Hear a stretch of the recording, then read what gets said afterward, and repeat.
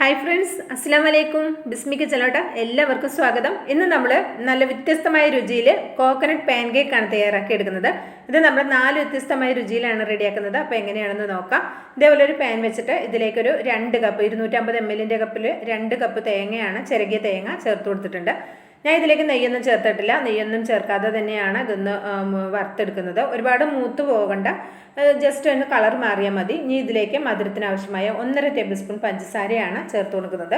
മധുരം നിങ്ങളുടെ ടേസ്റ്റിനനുസരിച്ച് കൂടുതൽ വേണമെങ്കിൽ ഒരു 2-2.5 വരെയൊക്കെ ചേർത്ത് കൊടുക്കാവുന്നതാണ്. ഇത് അത്യാവശ്യത്തിന് ഒരു നോർമൽ മധുരം ഉണ്ടാകും. അപ്പം ഇത് നന്നായിട്ട് ഇതൊരു മീഡിയം ഫ്ലെയിമിൽ വെച്ചിട്ട് തേങ്ങയൊന്ന് ജസ്റ്റ് ചൂടായി ജസ്റ്റ് ഇതിൻ്റെ കളറൊക്കെ ഒന്ന് മാറി വരുന്ന സമയത്ത് ഫ്ലെയിം ഓഫ് ആക്കിയിട്ട് വേറൊരു പാത്രത്തിലേക്ക് മാറ്റി കൊടുക്കാം. ഇനി ഞാൻ എടുത്തിട്ടുള്ളത് നമുക്കൊരു ബാറ്റർ റെഡിയാക്കി എടുക്കണം. അതിനായിട്ട് 250 ml കപ്പിൽ 1.5 കപ്പ് മൈദയാണ് എടുത്തിട്ടുള്ളത്. ഇതിലേക്ക് 1/2 ടീസ്പൂൺ ഏലക്കയുടെ പൊടിയും ഒരു 2 പിഞ്ച് ഉപ്പും ചേർത്തിട്ട് നന്നായിട്ടൊന്ന് മിക്സ് ചെയ്തെടുക്കാം. അപ്പോൾ ഇതിന് പകരം നിങ്ങൾക്ക് മൈദയ്ക്ക് പകരം വേണമെങ്കിൽ ഗോതമ്പ് പൊടിയും യൂസ് ചെയ്യാവുന്നതാണ്. ഇനി ഇതിലേക്ക് ഞാൻ എടുക്കുന്നത് 250 ml കപ്പിൽ തന്നെ 1/2 കപ്പ് പാലാണ് എടുക്കുന്നത്. നിങ്ങൾക്ക് ഇത് ഫുള്ളായിട്ട് പാലിൽ ഈ ബാറ്റർ റെഡിയാക്കി എടുക്കാം, അല്ലെങ്കിൽ വെള്ളത്തിൽ മതിയെങ്കിൽ അങ്ങനെയും ചെയ്തെടുക്കാം. ഞാൻ 1/2 കപ്പ് പാലും 1.5 കപ്പ് 1 കപ്പ് വെള്ളവുമാണ് യൂസ് ചെയ്യുന്നത് കേട്ടോ. മൊത്തം 1.5 കപ്പ് 250 ml കപ്പിൽ 1.5 കപ്പ് 1/2 കപ്പ് പാലും 1 കപ്പ് വെള്ളവും അങ്ങനെയാണ് ഇത് കലക്കിയെടുക്കാൻ വേണ്ടിയിട്ട് യൂസ് ചെയ്യുന്നത്. അപ്പോൾ നിങ്ങൾ എടുക്കുന്ന മൈദയ്ക്ക് വെള്ളം കുടിക്കുന്നതിൻ്റെ അളവിന് വ്യത്യാസം ഉണ്ടെങ്കിൽ കുറച്ചൊക്കെ അങ്ങോട്ടും ഇങ്ങോട്ടും വെള്ളത്തിൻ്റെ അളവ് കുറച്ച് കൂടുതലോ അല്ലെങ്കിൽ കുറവൊക്കെ ആയിട്ട് വരുന്നതായിരിക്കും കേട്ടോ. അത് നോക്കിയിട്ട് നിങ്ങൾ റെഡിയാക്കി എടുക്കണം കേട്ടോ. ഞാനിത് കലക്കിയതിന് ശേഷം അവസാനം ഈ ബാറ്ററിൻ്റെ ആ കൺസിസ്റ്റൻസി കാണിച്ചു തരാം കേട്ടോ. ആ രീതിയിൽ വേണം നിങ്ങളിത് കലക്കിയെടുക്കാനായിട്ട്. വളരെ സിമ്പിളായിട്ട് ചെയ്തെടുക്കാവുന്ന നല്ല ടേസ്റ്റി ആയിട്ടുള്ളൊരു സ്നാക്കാണ് കേട്ടോ. കുട്ടികൾ സ്കൂളിൽ വരുന്ന സമയത്തൊക്കെ കൊടുക്കാൻ പറ്റിയ നല്ല അടിപൊളിയായിട്ടുള്ളൊരു സ്നാക്കാണ്. നന്നായിട്ട് ഇതൊന്ന് മിക്സ് ചെയ്തെടുക്കുക. കട്ടകളൊന്നും ഇല്ലാതെ മിക്സ് ചെയ്തെടുക്കാൻ ശ്രദ്ധിക്കുക കേട്ടോ.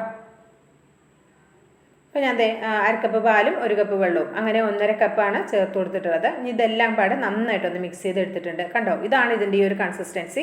ഇനി ഇതിലേക്ക് നമുക്ക് ഒരു ചേരുവോട് ചേർത്ത് കൊടുക്കണം. കോഴിമുട്ടയാണ് ഞാൻ ചേർത്ത് കൊടുക്കുന്നത്. 2 കോഴിമുട്ട എടുത്തിട്ടുണ്ട്, അത് ചേർത്ത് കൊടുക്കാം. ചേർത്തിട്ട് നന്നായിട്ടൊന്ന് മിക്സ് ചെയ്തെടുക്കാം കേട്ടോ. കോഴിമുട്ട യൂസ് ചെയ്യാത്തവർക്ക് അത് ചേർക്കേണ്ട ആവശ്യമില്ല. ബാറ്റർ മാത്രം റെഡിയാക്കി എടുത്താലും മതി. മുട്ട ചേർക്കാതെയും ബാറ്റർ റെഡിയാക്കി എടുക്കാം. അപ്പോൾ ഇതേപോലെ ഇതാണ് ഈ ബാറ്ററിൻ്റെ ഒരു കൺസിസ്റ്റൻസി. കണ്ടോ, ഈ ഒരു രീതിയിലായിരിക്കണം നമ്മൾ മാവ് കലക്കിയെടുക്കേണ്ടത്. അപ്പോൾ നമുക്കിതിലേക്ക് പാൻ കേക്ക് തയ്യാറാക്കി എടുക്കാം. അതിനായിട്ട് ഇതേപോലെ ഒരു അപ്പച്ചട്ടിയാണ് ഞാൻ വെച്ച് കൊടുത്തിട്ടുള്ളത്. ഒരല്പം ഓയിലൊന്ന് ബ്രഷ് ചെയ്ത് കൊടുക്കുന്നുണ്ട്. ബ്രഷ് ചെയ്ത് കൊടുത്തതിന് ശേഷം ലോ ഫ്ലെയിമിലാണ് വെച്ചിട്ടുള്ളത്. ചട്ടി നന്നായി ചൂടായി കഴിഞ്ഞാൽ പിന്നെ ലോ ഫ്ലെയിമിൽ തന്നെ വെച്ചിട്ട് ഇത് നമുക്ക് റെഡിയാക്കി എടുത്താൽ മതി. ഒരു തവി മാവ് കോരി ഒഴിച്ചിട്ട് ഇത് നന്നായിട്ട് നല്ല വട്ടത്തിൽ ഇതൊന്ന് ചുറ്റിച്ചെടുക്കാം. തീരെ കനല്ലാതെ വേണം ഇത് ചുറ്റിച്ചെടുക്കാനായിട്ട്. ഒരിക്കലും തീരെ കട്ടി വേണ്ട കേട്ടോ. തീരെ കട്ടിയില്ലാതെ റെഡിയാക്കി എടുക്കുകയാണ് കുറച്ചുകൂടി നന്നാവുക. ഞാനിത് ലോ ഫ്ലെയിമിൽ തന്നെ വെച്ചിട്ടാണ് ഇത് കുക്ക് ചെയ്തെടുത്തിട്ടുള്ളത്. കണ്ടോ, ഇതിൻ്റെ എല്ലാ ഭാഗവും ആകുന്ന സമയത്ത് സൈഡൊക്കെ ഇങ്ങനെ വിട്ടു വരും. ആ സമയത്ത് നമുക്കിത് പാനിൽ നിന്ന് കൈകൊണ്ട് തന്നെ പതുക്കെ എടുക്കാവുന്നതാണ്. എന്നിട്ട് ഇതേപോലെ വീണ്ടും അല്പം ഓയിലൊന്ന് ബ്രഷ് ചെയ്ത് കൊടുത്തിട്ട് വീണ്ടും നമ്മൾ മാവ് ഒഴിച്ചു കൊടുക്കുക. ചട്ടി ഒരുപാട് ചൂടായിട്ടുണ്ടെങ്കിൽ നമുക്കിത് ശരിക്കും ചുറ്റിച്ചെടുക്കാൻ കിട്ടില്ല കേട്ടോ. അതുകൊണ്ടാണ് ഞാൻ ലോ ഫ്ലെയിമിൽ തന്നെ വെച്ചിട്ട് ചെയ്യാൻ പറയുന്നത്. ഇതേപോലെ കനല്ലാതെ നന്നായിട്ട് ഇതേപോലെ പരത്തി റെഡിയാക്കി എടുക്കുക, ചുറ്റിച്ചെടുക്കുക. ഇതേപോലെ നമുക്ക് ബാക്കിയുള്ളതും റെഡിയാക്കി എടുക്കാം. അപ്പോൾ ഞാൻ മുഴുവനും ഇവിടെ ഇതേപോലെ റെഡിയാക്കി എടുത്തിട്ടുണ്ട്. അപ്പോൾ നമുക്കിത് എങ്ങനെയാണിത് സെറ്റ് ചെയ്യുന്നതെന്ന് നോക്കാം. നമ്മളിത് 4 ഫ്ലേവറിലാണ് റെഡിയാക്കി എടുക്കുന്നത്. അതെങ്ങനെയാണെന്ന് നോക്കാം. നമ്മളിവിടെ തേങ്ങ പഞ്ചസാരയായിട്ട് മൂപ്പിച്ച് വെച്ചത് ഇവിടെ ചൂടൊക്കെ ആറി വന്നിട്ടുണ്ട്. അപ്പം ഞാൻ ഇതിലേക്ക് ഒരു 3/4 ടീസ്പൂണോളം വരുന്ന ഏലക്കയുടെ പൊടി ചേർത്ത് കൊടുക്കുന്നുണ്ട്. അപ്പോൾ നിങ്ങളിത് തേങ്ങ നേരത്തെ ഒന്ന് റോസ്റ്റ് ചെയ്തെടുത്ത സമയത്ത് അപ്പോൾ ചേർത്ത് കൊടുത്താലും മതിയാകും കേട്ടോ. അപ്പോൾ ഞാനൊന്ന് ചേർത്തിട്ടൊന്ന് മിക്സ് ചെയ്തെടുക്കുന്നുണ്ട്. ഇനി നമുക്കിത് എങ്ങനെയാണെന്ന് ഞാൻ കാണിച്ചു തരാം. അപ്പോൾ നമ്മൾ ദോശ ഉണ്ടാക്കിയ ഒന്നിലേക്ക് നമുക്ക് കുറച്ച് തേങ്ങ വെച്ച് കൊടുക്കാം. നമുക്ക് എത്രയാണോ ഫില്ലിങ് ആവശ്യം അതിനനുസരിച്ച് നമുക്ക് വെച്ച് കൊടുക്കാവുന്നതാണ് കേട്ടോ. പിന്നെ നമ്മളെടുക്കുന്ന ദോശയുടെ അളവിനനുസരിച്ചും വെച്ച് കൊടുക്കുക. അതിലും കൂടുതലൊക്കെ വെച്ച് കഴിഞ്ഞാൽ നമുക്കിത് മടക്കിയെടുക്കാൻ നല്ല ബുദ്ധിമുട്ടായിരിക്കും. അപ്പോൾ അതൊക്കെ നോക്കിയിട്ട് നമ്മൾ അതിൻ്റെ ആ ഒരു ഇത് നോക്കിയിട്ട് ചെയ്യണം കേട്ടോ. അപ്പോൾ ഒരെണ്ണം ഇതേപോലെ മടക്കി എടുത്തിട്ടുണ്ട്. ഇത് നമ്മൾ ഒട്ടിച്ചു കൊടുക്കും, ഒന്നിൻ്റെ ആവശ്യമില്ല. ഇത് തന്നെ അങ്ങോട്ട് ഒട്ടിപ്പോകും. നമ്മൾ മൈദയും മുട്ടയൊക്കെ ഇങ്ങനെ അടിച്ച് റെഡിയാക്കിയ ഇത് അപ്പം ആയതുകൊണ്ട്, അപ്പോൾ ദോശ എന്നൊക്കെ പറയാം, ആയതുകൊണ്ട് നന്നായിട്ട് ഇത് ഒട്ടിക്കിട്ടിക്കോളും. ഇനി അടുത്തത് നമുക്ക് ഏത് ഫ്ലേവറിൽ തയ്യാറാക്കാമെന്ന് നോക്കാം. അതിലേക്ക് കുറച്ച് തേങ്ങ വെച്ച് കൊടുക്കാം.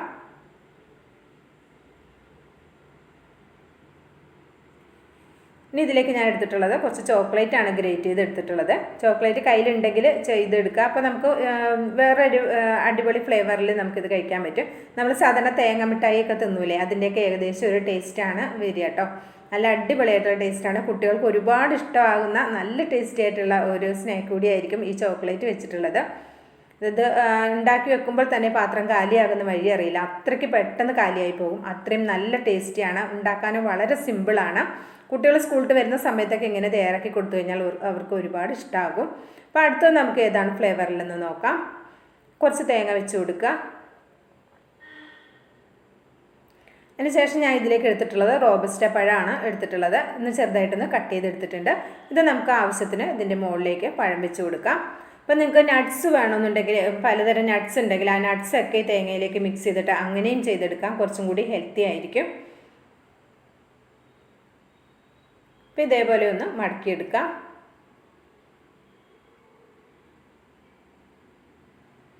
ഇപ്പം നമ്മളിത് 3 ഫ്ലേവറിൽ റെഡിയാക്കി എടുത്തിട്ടുണ്ട്.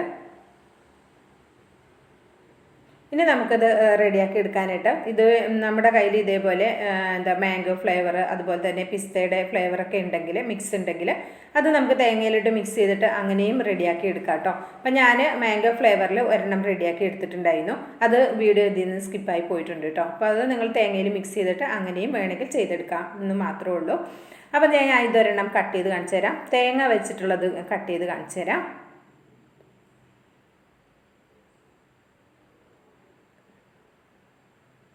കണ്ടോ, നമ്മുടെ അടിപൊളിയായിട്ടുള്ള അടിപൊളി സ്നാക്കാണ് ഇത്. നമുക്കൊരു പാത്രത്തിലേക്ക് മാറ്റി കൊടുക്കാം. ഇനി നമുക്ക് പഴം കൊണ്ട് നമ്മൾ റെഡിയാക്കിയതും കട്ട് ചെയ്ത് കാണിച്ചു തരാം.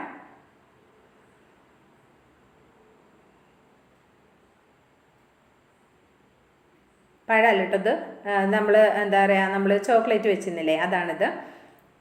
പിന്നെ നമ്മൾ പഴം കൊണ്ടും റെഡിയാക്കി എടുത്തതും അതുപോലെ തന്നെ മാംഗോ മിക്സ് കൊണ്ട് റെഡിയാക്കി എടുത്തതും ഇതേപോലെ നമുക്ക് കട്ട് ചെയ്തെടുക്കാം. അപ്പോൾ ഇത്രേ ഉള്ളൂ, വളരെ സിമ്പിളായിട്ട് ചെയ്തെടുക്കാവുന്ന നല്ല ടേസ്റ്റി ആയിട്ടുള്ള നല്ല അടിപൊളിയായിട്ടുള്ള ഒരു സ്നാക്കാണ്. കുട്ടികൾ സ്കൂളിൽ വരുന്ന സമയത്തൊക്കെ കൊടുക്കാൻ പറ്റിയതാണ്. അപ്പോൾ ഇഷ്ടമായിട്ടുണ്ടെങ്കിൽ ട്രൈ ചെയ്ത് നോക്കുക, അഭിപ്രായം അറിയിക്കുക, ലൈക്കും ചെയ്യാം കേട്ടോ. ബിസ്മി കിച്ചൻ എന്ന യൂട്യൂബ് ചാനൽ സബ്സ്ക്രൈബ് ചെയ്ത് കാണുന്ന എൻ്റെ എല്ലാ കൂട്ടുകാരും ഒന്ന് സബ്സ്ക്രൈബ് ചെയ്ത് അടുത്ത് വരുന്ന ബെല്ലൈക്കൺ ഒന്ന് എനേബിൾ ചെയ്ത് വെച്ചാൽ മാത്രമേ നമ്മളിടുന്ന വീഡിയോസിൻ്റെ നോട്ടിഫിക്കേഷൻ നിങ്ങളിലേക്ക് എത്തുള്ളൂ. ബെല്ലൈക്കൺ ഒന്ന് എനേബിൾ ചെയ്ത് വെക്കുമ്പോൾ ഓൾ എന്ന ഓപ്ഷൻ വരും, അത് തന്നെ സ്വീകരിക്കാൻ ശ്രദ്ധിക്കണം. എന്നെങ്കിൽ മാത്രമേ നിങ്ങളിലേക്ക് എല്ലാ വീഡിയോസിൻ്റെ നോട്ടിഫിക്കേഷൻ നിങ്ങളിലേക്ക് എത്തുള്ളൂ. അപ്പോൾ അടുത്ത നല്ലൊരു അടിപൊളി വീഡിയോ ആയിട്ട് വരുന്നവരേക്കും എല്ലാവർക്കും നന്ദി, നമസ്കാരം.